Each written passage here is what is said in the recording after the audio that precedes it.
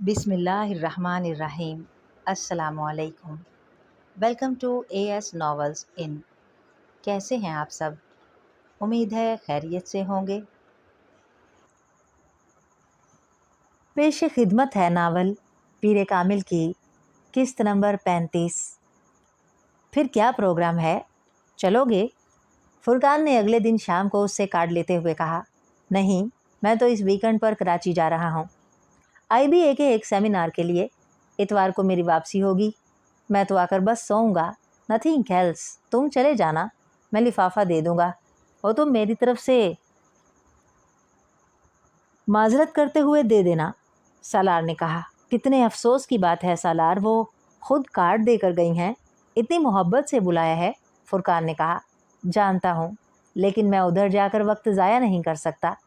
ہم بس تھوڑی دیر بیٹھیں گے پھر آ جائیں گے۔ فرقان، میری واپسی کنفرم نہیں ہے، ہو سکتا ہے میں اتوار کو آ ہی نہ سکوں یا اتوار کی رات کو آؤں۔ بے حد فضول آدمی ہو تم، وہ بڑی مایوس ہوں گی۔ کچھ نہیں ہوگا، میرے نہ ہونے سے ان کی بیٹی کی شادی تو نہیں رک جائے گی۔ ہو سکتا ہے انہیں پہلے ہی میرے نہ آنے کا اندازہ ہو، اور ویسے بھی فرقان، تم اور میں کوئی اتنے اہم مہمان نہیں ہیں، سالار نے لاپرواہی سے کہا۔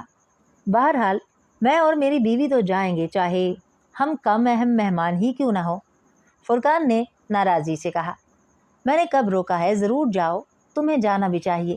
سعیدہ اماں کے ساتھ تمہاری مجھ سے زیادہ بے تکلفی اور دوستی ہے، سالار نے کہا۔ مگر سعیدہ اماں کو میرے بجائے تمہارا زیادہ خیال رہتا ہے، فرقان نے جتایا۔ وہ مروت ہوتی ہے، سالار نے اس کی بات کو سنجیدگی سے لیے بغیر کہا۔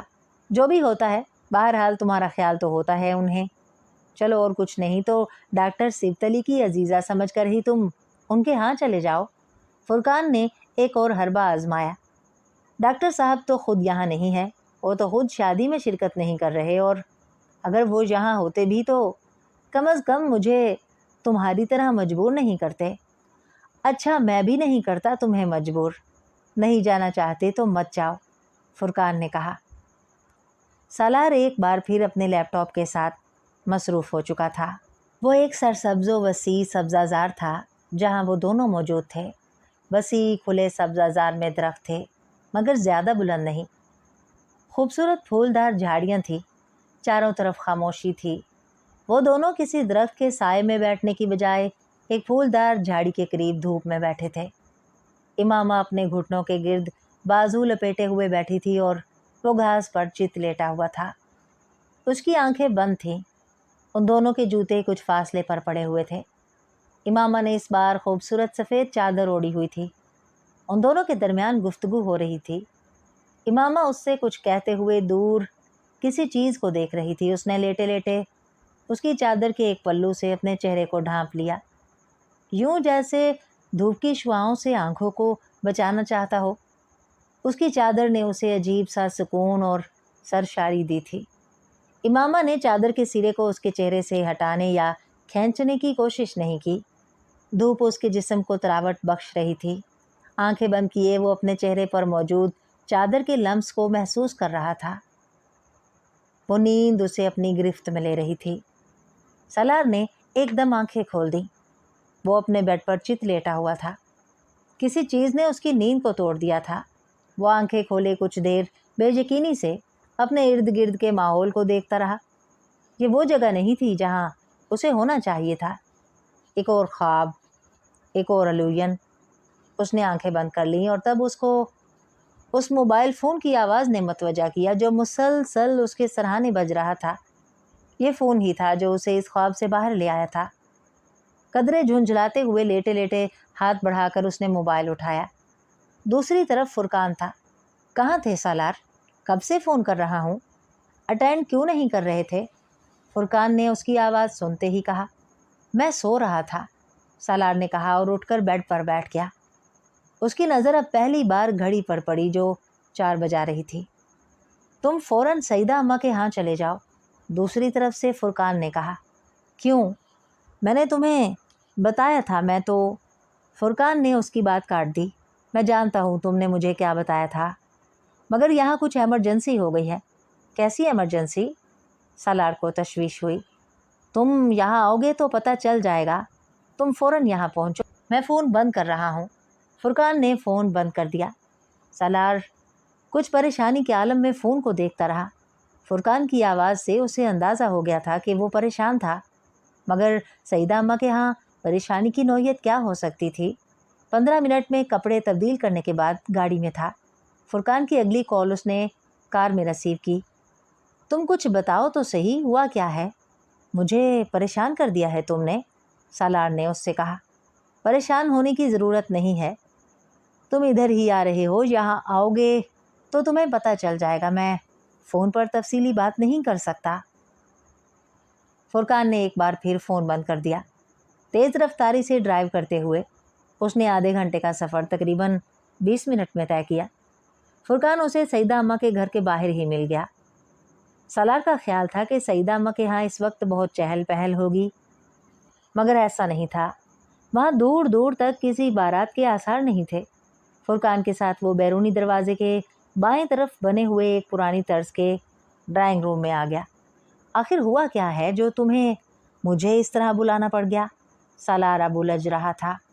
सईदा अम्मा और उनकी बेटी के साथ एक मसला हो गया है, फुरकान ने उसके सामने वाले सोफ़े पर बैठते हुए कहा। वो बेहद संजीदा था।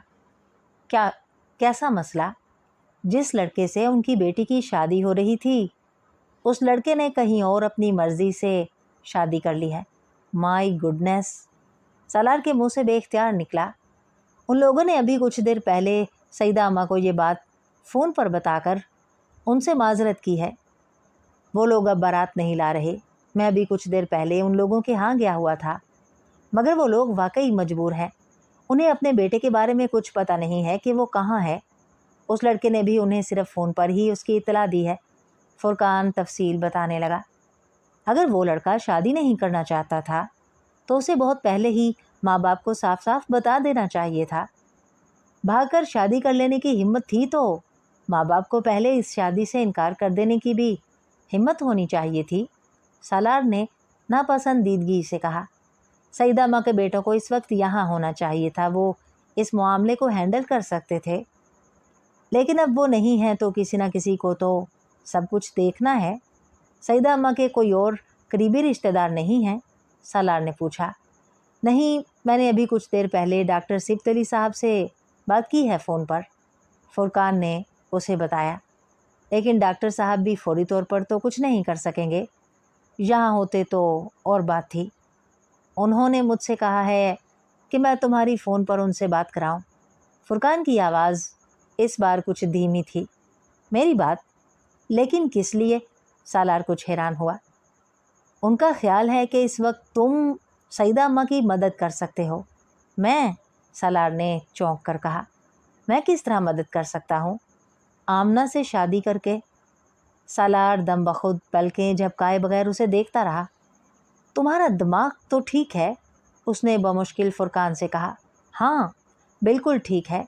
सालार का चेहरा सुर्ख हुआ। फिर तुम्हें पता नहीं है कि तुम क्या कह रहे हो? वो एक झटके से उठ खड़ा हुआ। फुरकान बर्क रफ्तारी से उठकर उसके रास्ते में हाइल हो गया। क्या सोचकर तुमने ये बात कही है? सालार अपनी आवाज़ पर काबू नहीं रख सका। मैंने ये सब तुमसे डॉक्टर साहब के कहने पर कहा है। सालार के चेहरे पर एक रंग आकर गुजर गया। तुमने उन्हें मेरा नाम क्यों दिया? मैंने नहीं दिया सालार, उन्होंने खुद तुम्हारा नाम लिया है। उन्होंने मुझसे कहा था कि मैं तुमसे दरख्वास्त करूं कि मैं इस वक्त सईदा अम्मा की बेटी से शादी करके उसकी मदद करूं। किसी ने सालार के पैरों के नीचे से ज़मीन खींची थी या सर से आसमान, उसे अंदाज़ा नहीं हुआ। वो पलटकर वापस सोफ़े पर बैठ गया। मैं शादीशुदा हूँ फुरकान, तुमने उन्हें बताया? हाँ, मैंने उन्हें बता दिया था कि तुमने कई साल पहले एक लड़की से निकाह किया था, मगर फिर वो लड़की दोबारा तुम्हें नहीं मिली। फिर वो इसके बावजूद यही चाहते हैं कि तुम आमना से शादी कर लो। फुरकान, मैं? वो बात करते करते रुक गया। और इमामा, उसका क्या होगा? तुम्हारी ज़िंदगी में इमामा कहीं नहीं है। इतने सालों में कौन जानता है वो कहाँ है भी कि नहीं? फुरकान, सालार ने तुरशी से उसकी बात काटी। इस बात को रहने दो कि वो है या नहीं। मुझे सिर्फ ये बताओ कि अगर कल इमामा आ जाती तो क्या होगा? تم یہ بات ڈاکٹر صاحب سے کہو، فرقان نے کہا۔ نہیں، تم یہ سب کچھ سعیدہ اماں کو بتاؤ۔ ضروری تو نہیں ہے کہ وہ ایک ایسے شخص کو قبول کر لیتی جس نے کہیں اور شادی کی ہے۔ وہ اگر بارات لے کر آ جاتا تو شاید یہ بھی ہو جاتا۔ مسئلہ تو یہی ہے کہ وہ آمنہ سے دوسری شادی پر بھی تیار نہیں ہے۔ اسے ڈھونڈا جا سکتا ہے، ہاں ڈھونڈا جا سکتا ہے، مگر یہ کام اس وقت نہیں ہو سکتا۔ ڈاکٹر صاحب نے آمنہ کے لیے غلط انتخاب کیا ہے۔ میں آمنہ کو کیا دے سکتا ہوں؟ میں تو اس آدمی سے بھی بدتر ہوں جو ابھی اسے چھوڑ گیا ہے، سالار نے بے چارگی سے کہا۔ سالار، انہیں اس وقت کسی کی ضرورت ہے؟ ضرورت کے وقت صرف وہی آدمی سب سے پہلے ذہن میں آتا ہے جو سب سے زیادہ قابل اعتبار ہو۔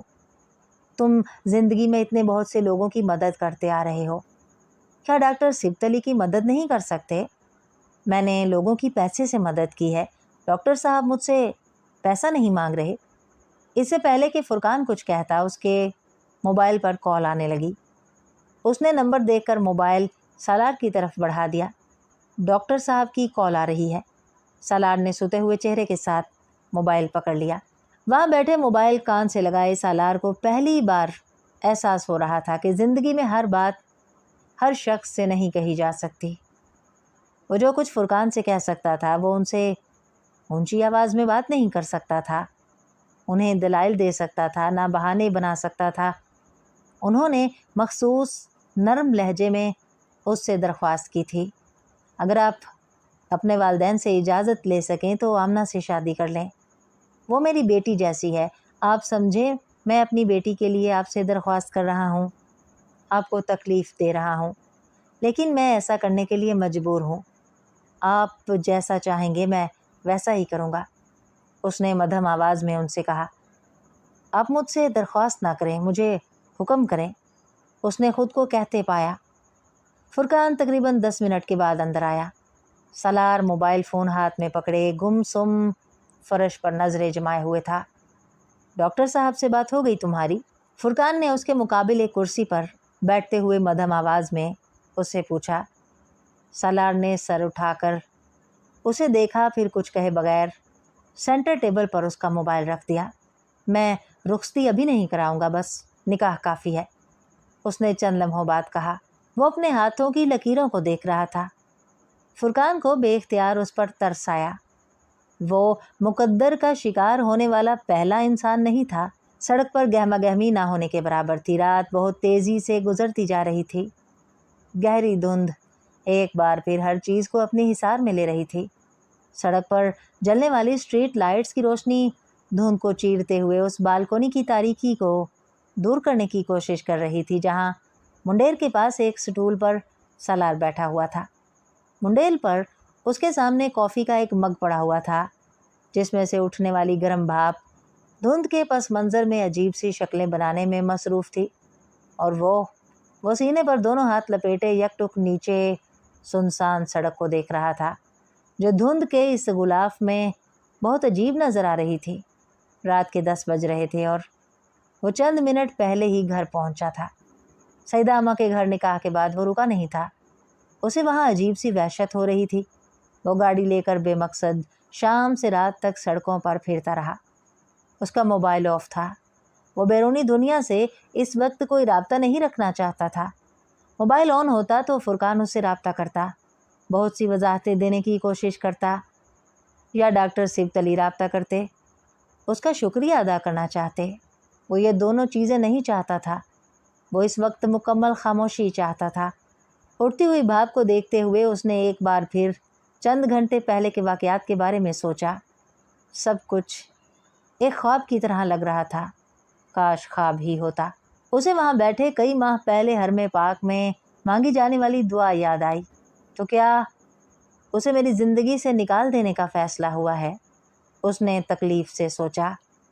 تو پھر یہ اذیت بھی تو ختم ہونی چاہیے۔ میں نے اس اذیت سے رہائی بھی تو مانگی تھی، میں نے اس کی یادوں سے فرار بھی تو چاہا تھا۔ اس نے منڈیر پر رکھا گرم کافی کا کپ اپنے سرد ہاتھوں میں تھام لیا۔ تو امامہ ہاشم، بالآخر تم میری زندگی سے ہمیشہ ہمیشہ کے لیے نکل گئی۔ اس نے کافی کی تلخی اپنے اندر اتاری۔ और अब क्या मैं पछताऊँ कि काश मैं कभी सईदा अम्मा को सड़क पर ना देख पाता, या मैं उनको लिफ्ट ना देता, उनका घर मिल जाता और मैं उन्हें वहाँ ड्रॉप करके आ जाता, उनको अपने घर ना लाता, ना रवाबत बढ़ते, ना वो मुझे उस शादी पर बुलाती, या फिर काश मैं आज कराची ही में ना होता, यहाँ होता ही नहीं, या मैं मोबाइल ऑफ करके सोता, फ़ोन का रिसीवर रख देता, फुरकान की कॉल रिसीव ही ना करता, या फिर काश मैं डॉक्टर सिब्त अली को ना जानता होता कि उनके कहने पर मुझे मजबूर ना होना पड़ता, या फिर शायद मुझे ये तस्लीम कर लेना चाहिए कि इमामा मेरे लिए नहीं है। उसने कॉफ़ी का मग दोबारा मुंडेर पर रख दिया। उसने दोनों हाथ अपने चेहरे पर फेरे, फिर जैसे कोई ख्याल आने पर अपना वॉलेट निकाल लिया। वॉलेट की एक जेब से उसने एक तहशुदा कागज़ निकाल कर खोल दिया। डियर अंकल सिकंदर, मुझे आपके बेटे की मौत के बारे में जानकर बहुत अफसोस हुआ। मेरी वजह से आप लोगों को चंद साल बहुत परेशानी का सामना करना पड़ा। मैं उसके लिए माजरत ख्वाह हूँ। मुझे सालार को कुछ रकम अदा करनी थी, वो मैं आपको भिजवा रही हूँ। खुदा हाफिज़, इमामा हाशिम। उसने 9 माह में कितनी बार इस कागज़ को पढ़ा था उसे याद नहीं था। इस कागज़ को छूते हुए उसे इस कागज़ में इमामा का लम्स महसूस होता था, उसके हाथ से लिखा हुआ अपना नाम।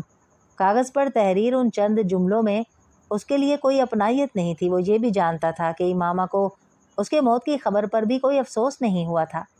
वो खबर उसके लिए 2.5 साल बाद रिहाई का पैगाम बनकर आई थी। उसे कैसे अफसोस हो सकता है? लेकिन इसके बावजूद वो चंद जुमले उसके लिए बहुत अहम हो गए थे। उसने कागज़ पर लिखे जुमलों पर अपनी उंगलियां फेरी। उसने आखिर में लिखे इमामा हाशिम के नाम को छुआ, फिर कागज़ को दोबारा उसी तरह तह करके वॉलेट में रख लिया। मुंडेर पर कॉफ़ी का मग सर्द हो चुका था। सालार ने ठंडी कॉफ़ी के बाकी मग को एक घूंट में अपने अंदर उतार लिया। डॉक्टर सिब्त अली 1 हफ्ते तक लंदन से वापस पाकिस्तान पहुंच रहे थे और उसे उनका इंतज़ार था।